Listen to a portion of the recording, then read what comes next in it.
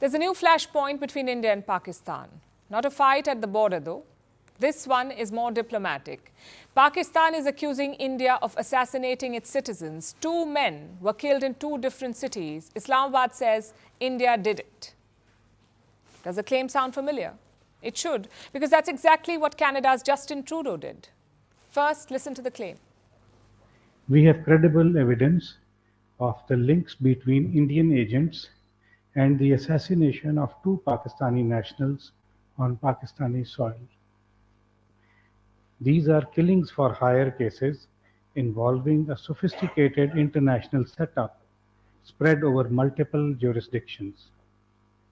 Indian agents use technology and safe havens on foreign soil to commit assassinations in Pakistan. They recruited, financed, and supported criminals, terrorists, and unsuspecting civilians to play defined roles in these assassinations. I know you have a lot of questions, so let's break it down. The 2 men were killed last year, one in Sialkot. His name was Shahid Latif, a Jaish-e-Mohammed terrorist. He masterminded the 2016 Pathankot attack. The second killing was in Rawalkot.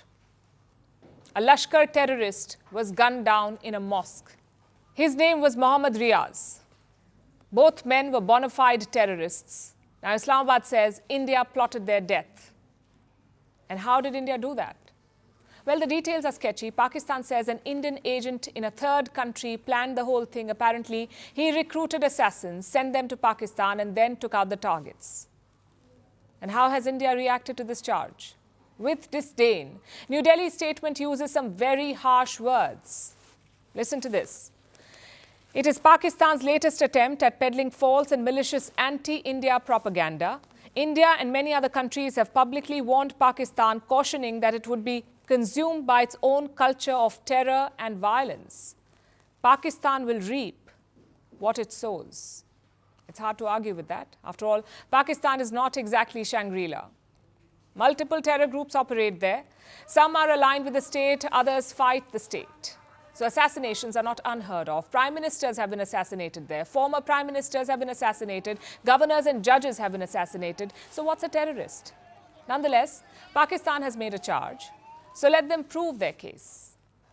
But I must say the timing is suspect. Both killings happened last year. In September and October, Pakistan had months to investigate and make the charge.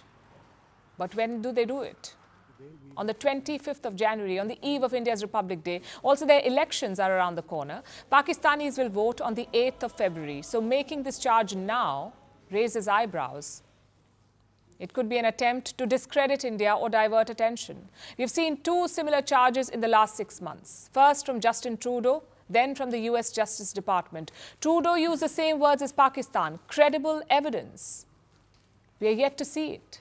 We are yet to see Canada's so-called credible evidence.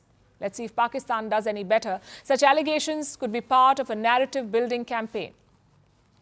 Let me explain. One country accusing you is an aberration. 2 raises eyebrows, but the third forms a pattern. Is that what Pakistan is trying to do? To bill India as an irresponsible country, a country that kills people abroad? Their foreign secretary's statements reflect that attitude. They fit the pattern of similar cases which have come to light in other countries, including Canada and the United States.